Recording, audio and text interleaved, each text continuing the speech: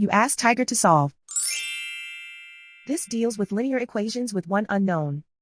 The final result is x equals 23/9. Let's solve it step by step. Simplify the expression. Group like terms. Simplify the arithmetic. Group all constants on the right side of the equation. Add 2 to both sides. Simplify the arithmetic.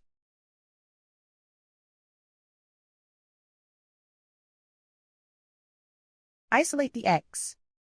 Divide both sides by 36. Simplify the fraction.